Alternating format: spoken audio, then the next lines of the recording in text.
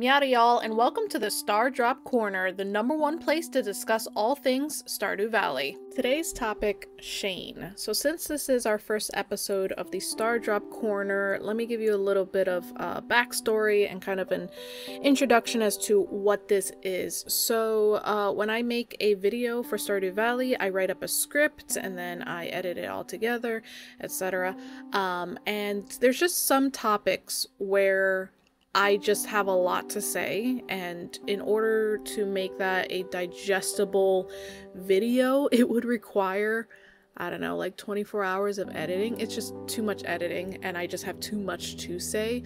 My longest video on the channel as of this date is 37 minutes long. It's the what astrology sign is each character, and that took me 12 hours, 13 hours, something like that to edit.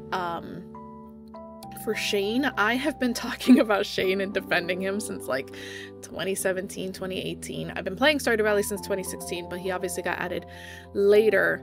And I just have a lot of thoughts about him, and I have a lot of thoughts about some other Stardew Valley topics, and I feel like it would be best to just speak without a script, without editing or anything like that. And I feel like it would be a great way to have some discourse, some conversations, some more in-depth conversations, and get all of my thoughts out of my brain without having to worry about it being a digestible video. So that is the point of the Stardrop Corner.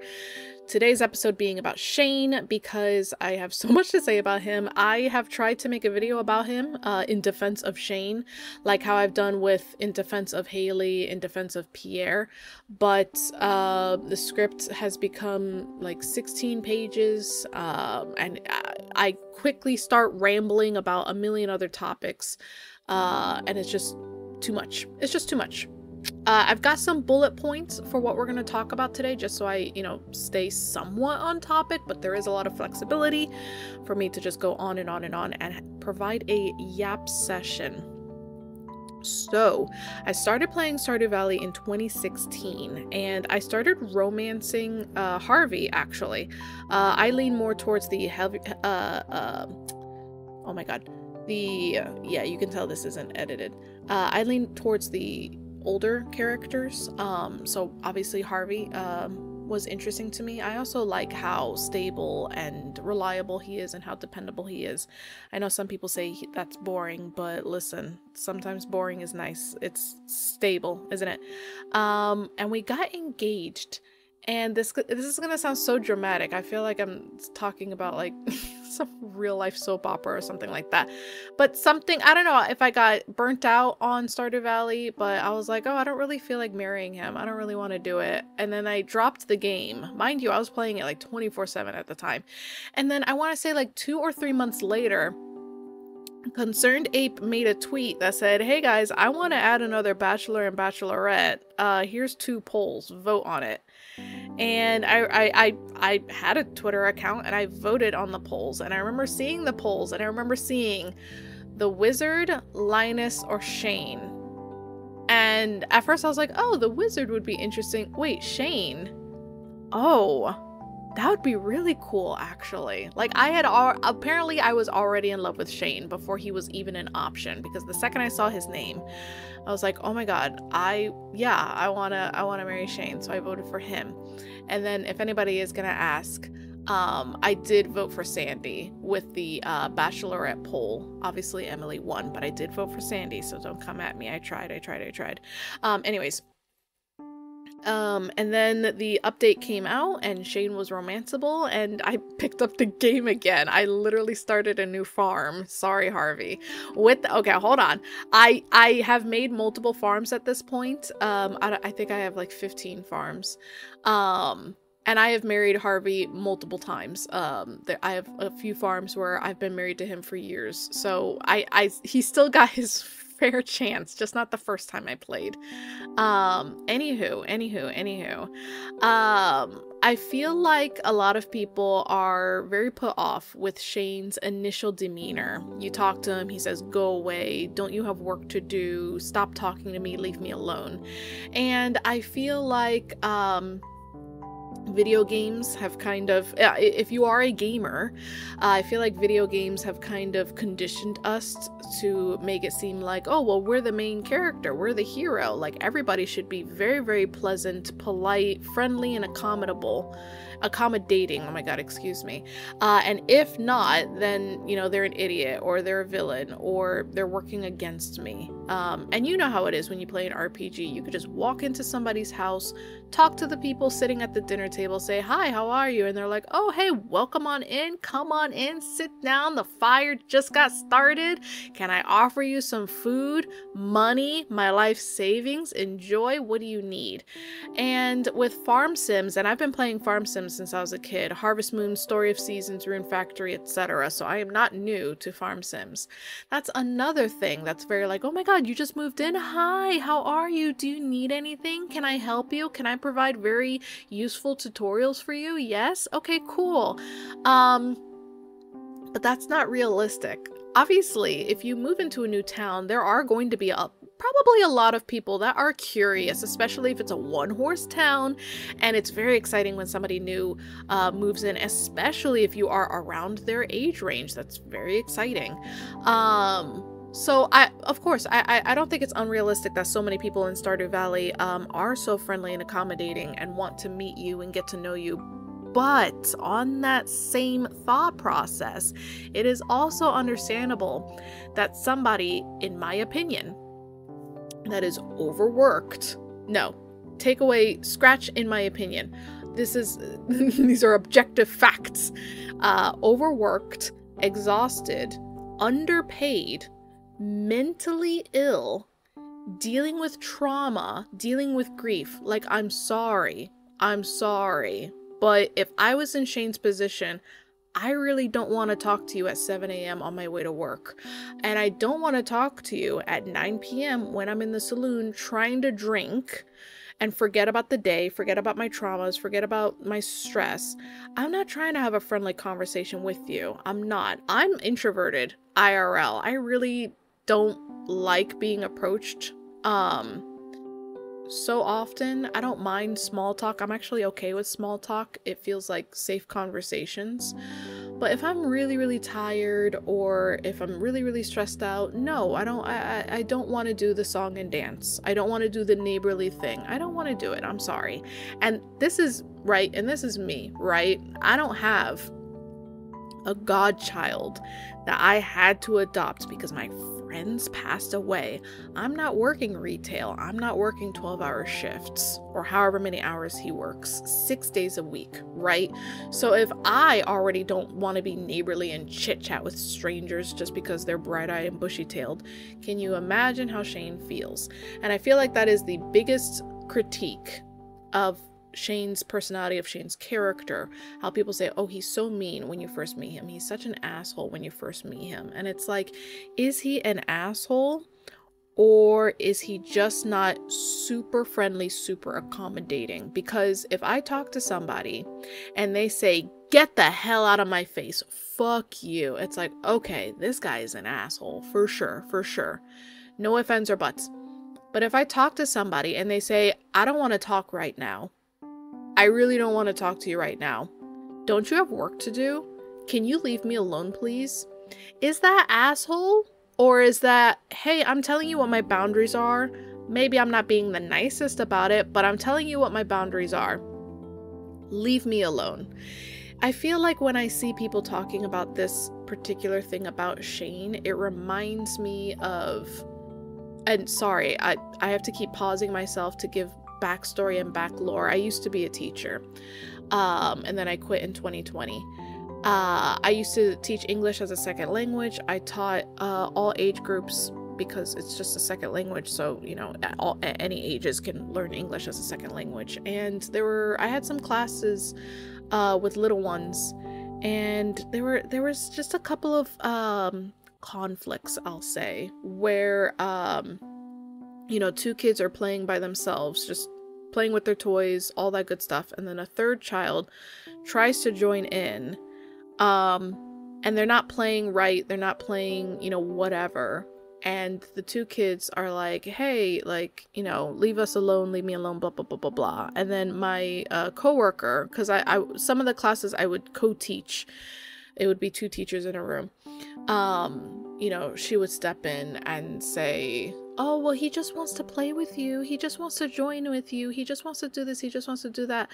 And it's always this like weird thing where it's like they have to just kind of give up and be like, okay, fine, he can join us, which, you know, sharing is caring, but also boundaries are also fine. Like, it's okay that every single person isn't involved in every single activity. And I'm not trying to advocate XYZ for your children or anything like that. I quit teaching for a reason. But. I remember seeing this TikTok. Oh, sorry, my phone alarm is going off. I remember seeing this TikTok that was about these parents and their kids going to daycare and blah, blah, blah, blah, blah, and how the concept of sharing is caring is just as valuable as, hey, this isn't the space for you right now. It's not the time for you right now, etc., etc., etc. The person that is doing their presentation, the person that is on stage, the person that is being the leader right now doesn't need to share that space. They don't need to share that spotlight, right? It's not the time. There are other times where you can play, you know, co-op games together and they will share their space with you, but not every space needs to be shared. I'm going on a rant, I'm going on a tangent, obviously, but that's kind of the point of this podcast anyways. Back to Shane. The entitlement that some people feel towards Shane, it's kind of bizarre. And I know it's like, oh, it's just a video game. You're thinking too deep to it. But I was one of those people that in English class, in literature class, etc., high school, college, where it was like, there was always somebody that always wanted to do a little gotcha, a little, maybe the curtains are just blue and there's nothing more to it in this short story. And it's like, if somebody's going out of their way to write a short story, to write about a character, to write a novel, to write a video game, they are adding in details for a reason. There is nothing wrong with trying to analyze and critique and just think about why certain details are in the media that we consume. That is a-okay. If you want to call me a nerd, if you want to call me whatever, I really don't care. I think it's fun to analyze stuff. I think it's fun to critique and try to see the deeper meanings and stuff, especially when we know for a fact that Concerned Ape poured his heart and soul into Stardew Valley. So I think when we look at some of the characters' actions, some of their dialogues, I think it's fine to kind of look for the deeper meaning. With that said, I think it's also fine to look at how people consume this media, this art form, because I do consider video games to be an art form to some degree. It is a creation, just like I consider music to be an art form, I consider video games to be an art form. It is also interesting to dissect, analyze, and discuss how people consume that media and what they take from it, how they interpret it, and just their reaction to it. I feel like it's so entitled when people are so nasty towards Shane because he's not, you know, pulling out the red carpet for you as you talk to him. Because why? Because you moved in and therefore everybody in Pelican Town should chit chat with you and listen to everything that you have to say and just be your friend. Like, you're not, you know what I mean? And I think maybe there is a reason besides, you know, overworked, exhausted, you know, struggling with his own problems. Maybe there are more reasons as to why Shane is so, I'll say, closed off towards us when he first meets us. I think another point that a lot of people don't talk about, so allow me, let's imagine Let's imagine you work in a one-horse town, you work and live there, you are paycheck to paycheck, money is very thin, there aren't any job opportunities except for working at Joja Mart, which is, I don't know if anybody has made this connection, but the logo for Joja Mart looks just like the Amazon logo, where it's got that little smiley face. And a lot of the things that concern Abe shows with Joja Mart, it's a parallel to Amazon. So you work for the Amazon warehouse in your town. There are no other jobs available. The bus is broken down. You cannot commute anywhere else to get another job.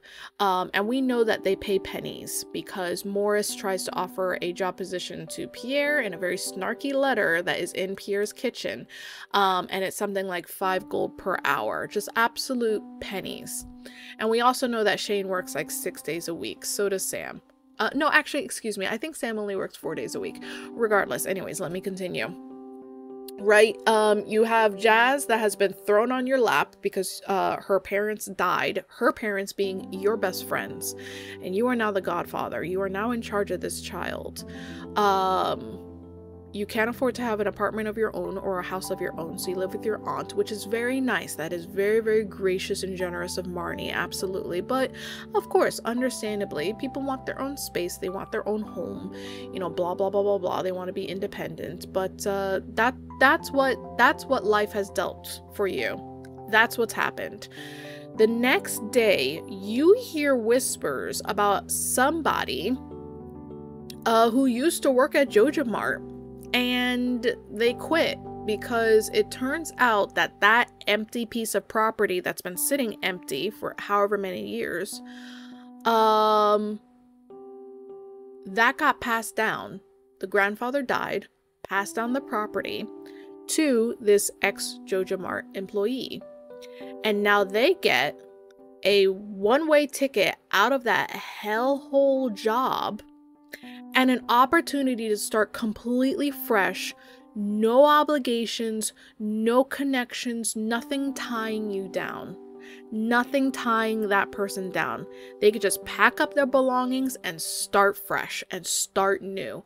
The amount of jealousy, envy, and spite, no, not spite, vitriol, I don't know the word, forgive me, that I would feel towards that person is unimaginable, because I would want that for myself so badly. I would be thinking to myself in my head, and of course I would never say this out loud because you know how fast gossip spreads in Pelican Town, and God forbid Jazz ever hears about any of this, of course, but I would be thinking to myself in my head, I wish that were me. I wish I could start life just start it all over. I wish my friends were still here. I wish I didn't agree to this, agree to that. I wish I had a different job. I wish I made more money. I wish this, I wish that. I wish I woke up to a letter that was a complete ticket to freedom. I wish that happened to me. I wish I was given property to do anything and everything that I want, like have a chicken farm, for example.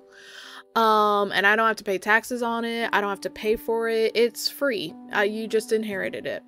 Like, that is crazy. That is absolutely crazy. And maybe the other characters in Pelican Town are more friendly to us in the beginning because they don't feel that jealousy. But Shane, I think he absolutely does. There is a sense of envy. Absolutely. And it's the fact that he can see that we used to work at Joja Mart and then we just quit. Oh, I got tired of it. I got so sick and tired of my dead-end job, so I just left. I just quit. Like, I would be so jealous that I can't quit. The same company, obviously different positions. I think our character worked at a desk, and then, you know, obviously Shane is like a stock boy of some sort. I don't ever see him working the cashier, but I would be so jealous. I absolutely would be. And I feel like a lot of this is going to contribute to his mental health. So I feel like I've given quite the bullet list of all of the things that attribute to his poor mental health. But you know what? We don't know.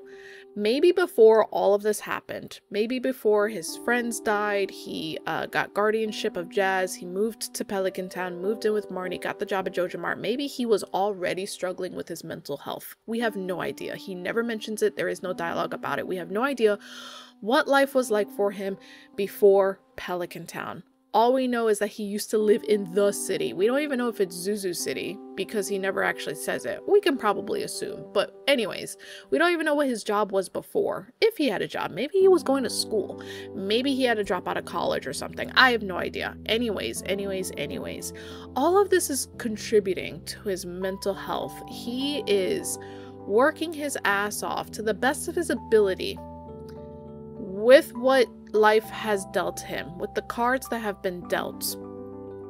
And it pisses me off even more, because I see these very silly discussions online about Shane and his mental health, and his struggles with his addiction, his struggles with his alcoholism. And it drives me up a wall where people say, oh, well, when you marry Shane, he's still depressed. Like, he's still, like, depressed. His mental health is still horrible.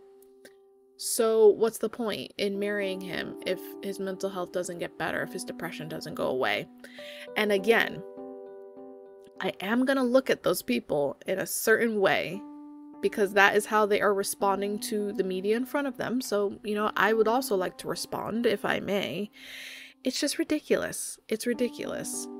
Mental health progress has never been linear. Nobody has ever said that and had more than 2 brain cells. Absolutely not. It's not linear.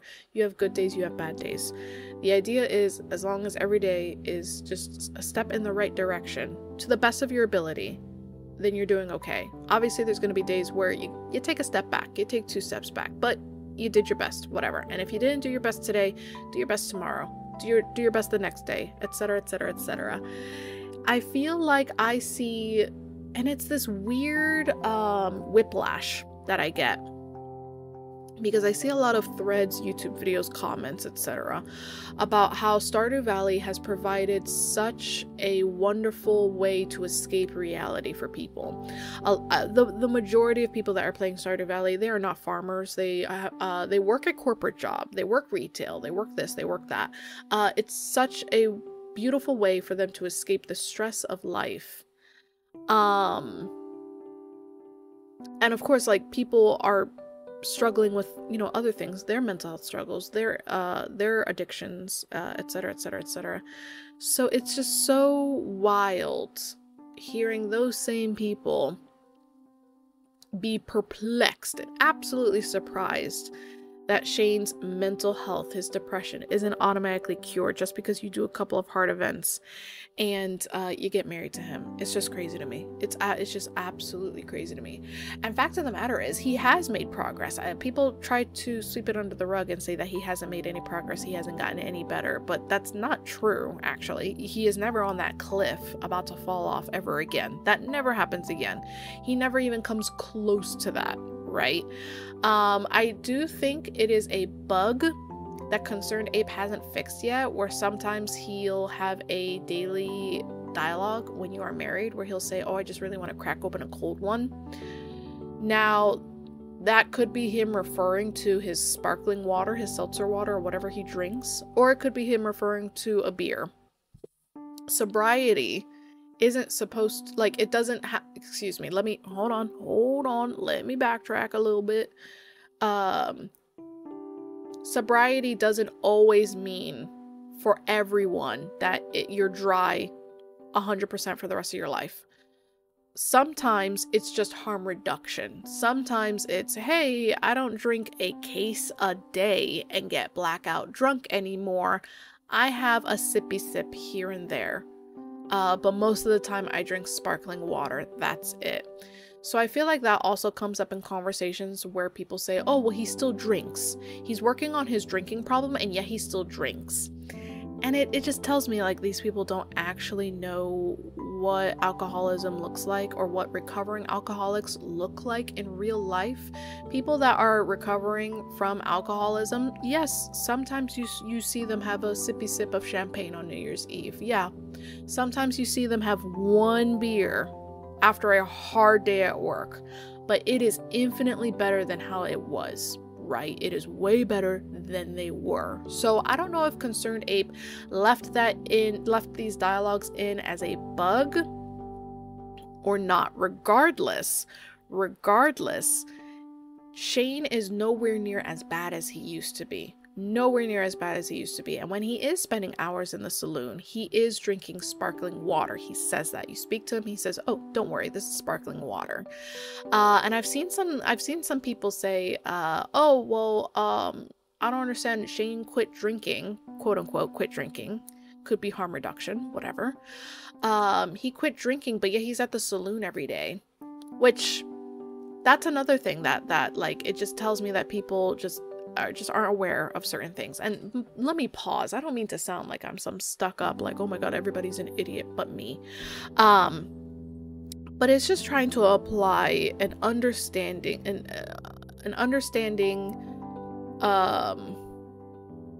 more understanding of people's struggles. Because could you imagine if you struggled a lot with your alcoholism, you struggled a lot with your mental health, and you heard some of the things that people say about Shane? Ha ha ha ha ha, that couldn't be me. Ha ha ha ha ha. Like, it's very hurtful. It's very hurtful.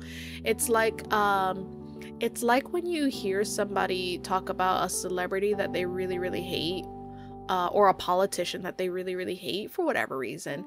And the first thing they say is, and this celebrity, this politician, he's so ugly because of his big nose. And it's like, my brother in Christ, all of your friends that also have big noses, quote unquote big noses, they're hearing you say that, by the way. And they know, cool. That's how they really feel about my nose. Okay, cool. Like, you can't just say, oh, no, not you though. It looks great on you. Like, you can't, nor, you can't say that. Like, come on, right? Your thoughts and feelings and the way you interpret the world around you does not exist in a vacuum. It gets applied to other things. It absolutely gets applied to other things. Anyways, back to what we were talking about. Pelican Town is a one-horse town. It is very small. What opportunity is there to socialize, to even see other human beings besides the festivals, besides in passing as you walk to work? There is very little opportunity to actually socialize and talk to people, or even just hear them talking. Because I understand, I'm an introvert. I'm sure some of y'all are introverts. You're not always up for discussion. You're not always up for like chit-chatting with people, but it is nice being around people and just listening, just watching people, just listening to their conversations. I feel like we're in 2024 now. We can talk about it. 2020, pandemic, lockdown, no socializing, no bars, no restaurants, no clubs, no nothing. Right? That was difficult for introverts and extroverts. Absolutely. Because now extroverts weren't getting anything. And initially, introverts were like, oh, thank God, I get to just stay home and like not have to like, not be forced to socialize. Give it a few weeks. Give it a few months. And it's like, all right, it would be nice to do one coffee outing with my friends. It would be nice to do one little get together, but we can't. And it starts getting to you. It really starts getting to you. I don't know if you want to call it cabin fever or whatever, but it starts getting to you.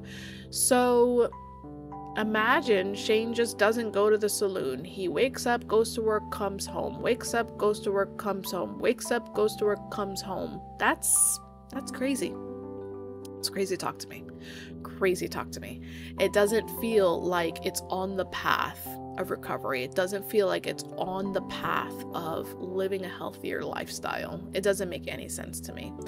And I feel like not only with Shane's drinking and obviously his job and, blah, blah, blah, blah, blah, we see evidence of other forms of escapism. And this one we could really relate to.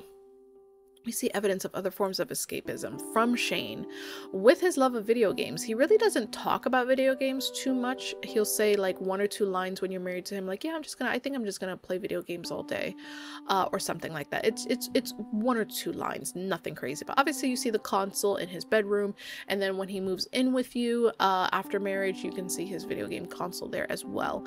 That is absolutely a form of escapism, and it's shocking that more people aren't relating to that, because when Abigail talks about playing video games, people just ate that up. Yum, yum, yum. Delicious, scrumptious. And maybe it's because Shane doesn't have a very specific cutscene or heart event, including video games, whereas Abigail does. You can play video games with her in her 3-heart event, 4-heart event. I cannot remember. Forgive me.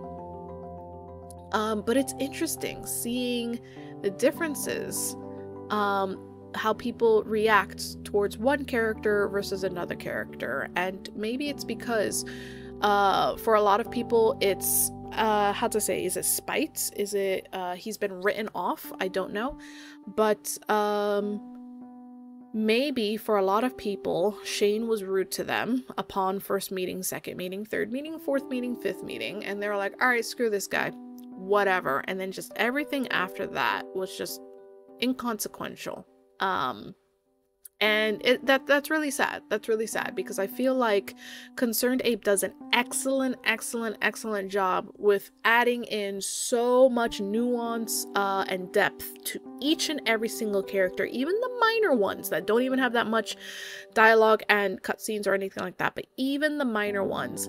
And I feel like, and I am biased, but I do feel like Shane has one of the most fully fleshed out storylines, cutscenes, and lore surrounding him. And it's such a shame that is so impactful of a story, and it's not recognized enough. It's not paid enough attention to, as I do a podcast for 30 minutes talking about it. So is it really that hidden? Is it super deep secret lore? I don't think so, but it's just such a shame. It's such a shame. And I feel like the Stardew Valley community, and when I say the Stardew Valley community, I am not talking about one gigantic community.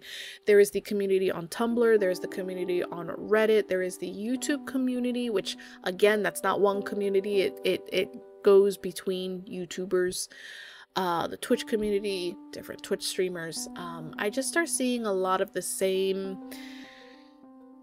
I don't know how to describe it without going on a tangent, which, you know, God forbid I go on a 9th one this podcast, right? But I was talking to my friend about the memification of everything. And I don't know if that's a legitimate term. I'm just using it. Let's just run with it. But the memification and the almost sound bites insertion in every single conversation. I don't know if this started around the Vine scene, or if it's because of TikTok, or if it came before that, from like 9gag and I has cheeseburger or what. But with every single character in Stardew Valley, not just Shane, there's just like a good 5 to 10 memes that are just constantly spouted. And it just gets to the point where people aren't even thinking anymore about these characters. They're just saying the same things over and over and over again without even thinking if there's any truth to it, or if there is some truth to it, is this overplayed and talked about nonstop? A very good example is I made a video about why Haley doesn't like the prismatic shard. And before I made that video, there was a theory thread on Reddit, and then a couple of YouTubers made a video based off of that theory thread on Reddit. And somebody in the comments of that Reddit thread said, oh, my theory for why Haley doesn't like a prismatic shard is because because it's the only thing prettier than her.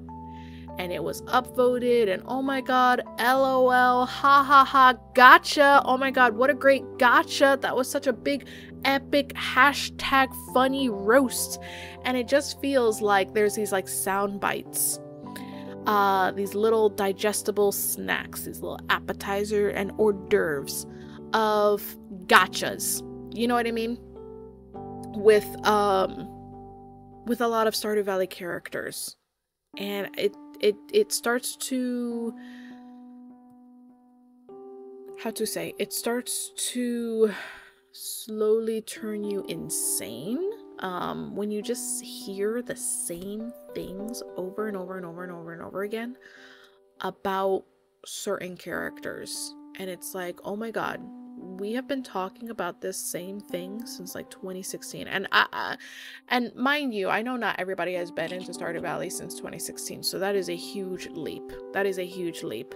I'm just tired of certain things because I've been in the Stardew Valley community for so long, so I'm kind of over it. Overhearing certain things, I mean, whereas other people, it's the first time they've heard that joke. I don't know if anybody else can relate to what I'm saying. I see it a lot in nerd spaces. I don't really talk about it too much in my Stardew Valley videos because when would it come up? But I'm in a lot of nerd spaces, Star Trek, D&D, also a lot of animation spaces, Steven Universe, Gravity Falls, etc, etc, etc. I could go on and on and on. I also play a lot of video games that are very lore heavy and in-depth, like the Fallout series, the Elder Scrolls series. So I just see it in everything. I don't care if it's a TV, movie, video game, book series. I don't care. I just hear the same things over and over and over and over and over again, and it just drives you crazy. It's like I'm trying to, and I'm like grasping at straws right now, because I'm not getting feedback. Obviously, it's just me sitting in my bedroom talking to the mic. I'm not getting feedback, so I'm not seeing y'all nod and be like, yeah, I get it, you can move on now. So I keep providing examples, so that hopefully, I pray that when I publish this, my voice is heard and I am understood. But if you're in Hunger Games, for example, I love the Hunger Games novels, but you talk to somebody, and let's say you've been reading the Hunger Game novels since, 5 years ago, 10 years ago, whatever, I don't know what year it came out, but let's say you've been reading all the novels, you love it, you saw all the movies, blah blah blah, and then you talk to your friend who's like, yeah, I picked up the first book since you recommended it to me so much. Oh my god, pita, like bread? And you're like, yeah, ha ha ha, yeah, like you've heard the pita bread joke 7,000 times. You feel me? Or if you're into Skyrim, if you're into the Elder Scrolls, you're into Skyrim, and you've been playing Skyrim since 2011, right, when the game first came out, and you're scrolling TikTok, you're scrolling Twitter, whatever, and you see somebody say, yeah, it's like I took an arrow to the knee, get it? And it's like, yeah, no, I get it, I got you. So with characters in Stardew Valley, it also hurts, because it's like, oh, who would want to marry Shane? He's just an alcoholic. Ah ha ha, get it? And it's like, okay, like, yep, I got you. Oh, I got you. So I get very passionate. I get very insane about all of this. Also, I'm realizing that because I am so deadpan 24/7, that I keep saying, oh yeah, I go insane a little bit, I'm a little mentally ill about this character. I should preface, or I should clarify, that I am joking. I am not. Yeah, okay, I don't know if that was obvious. Anyways, I digress from the main point of this. There is so much depth and nuance to the Stardew Valley characters, and I feel like it is such a shame when the memification happens that is inherent in all video games, all TV shows, and all media sources, and all art forms. It's just such a shame, because it's like, okay, I get it, it's funny. Now can we have a serious conversation, yes or no? Are we ready? Can we talk about it? Because I have been waiting for years to talk about it, and now I'm making videos and podcasts, and I would like to talk about it, and I'm just like waiting in the corner, like, all right guys, are we done being silly little gooses? And I feel like, honestly, I could probably do a podcast about each and every single character in Stardew Valley. I honestly could. And then not just the characters, but there are some over-encompassing themes and ideas that are in Stardew Valley as well, that I could just really go on and on and on about. I don't know what the next episode will be about. I might want to discuss another character or another concept, but those are my thoughts on Shane. I think I'm gonna wrap up this bad boy. Thank you so much for listening. This was our first episode of Stardrop Corner. Was there a point to all of this. No, it was just me getting my thoughts out. But I hope you enjoyed it, and I hope you enjoyed listening. If you have your own thoughts about Shane, drop a comment. I will respond. Don't worry. I respond to almost all comments. Or at least like and heart it, so you know I read it at least. Drop some thoughts. I'd love to hear about it. Hope y'all enjoyed it. If you've got any suggestions for the next podcast or future podcasts, let me know in the comments. I will absolutely keep a note of it. I've got a giant notebook where I keep notes of all the ideas that come to mind or people suggest. Thanks so much for listening. I'll see y'all next time. Bye!